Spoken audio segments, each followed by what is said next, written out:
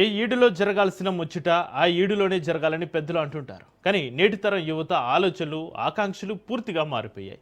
Career, ఆర్థిక స్థిరత్వం, సొంత గుర్తింపు ఇప్పుడివే యూత్ ప్రాధాన్యతలు.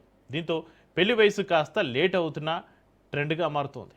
టెక్నాలజీ పెరిగిన డేటింగ్ యాప్ల హడావుడి ఉన్న ఇండియాలో పెళ్లిల్లో జాతకం పాత్ర పెద్దల నిర్ణయమే ఇప్పటికీ కీలకంగా మారుతుంది. ప్రపంచ దేశాలతోటి పోలిస్తే భారతీయ యువత పెళ్లిళ్ళ ఎంత భిన్నంగా ఉన్నారు, ఇక సర్వేలు ఏం చెబుతున్నాయి, ఆసక్తికరమైన విషయాలపైన Raj news special drive.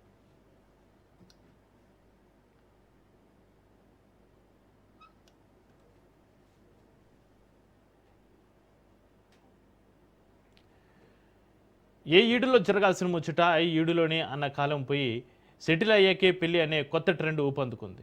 Biodata builder సంస్థ తాజా నివేదిక ప్రకారం 15 ఏళ్లలో మన దేశంలో సగటు వివాహ వయసు 2 ఏళ్లు పెరిగింది. 2010లో 24 ఏళ్లుగా ఉన్న అమ్మాయిల సగటు వివాహ వయసు ఇప్పుడు 26 ఏళ్లకు 20 ఏళ్లుగా ఉన్న అబ్బాయిల వయసు 28 ఏళ్లకు చేరింది. పాశ్చాత్య దేశాల ప్రభావం నగరాల్లో కనిపిస్తున్న క్షేత్రస్థాయిలో మాత్రం పెళ్లిళ్ల విషయంలో 85% మంది ఇప్పటికే పెద్దల నిర్ణయానికే మొగ్గు చూపుతున్నారు. ఇక డిజిటల్ కాలంలోనూ పెళ్లి సంబంధాలు వాట్సాప్ ద్వారా షేర్ అవుతున్న 65% కుటుంబాలు ఇప్పటికీ జాతక పొంతనకే మొదటి ప్రాధాన్యత ఇస్తున్నాయి. జాతకాలు కుదిరితేనే పెళ్లి చూపులకు అడుగుపడుతోంది.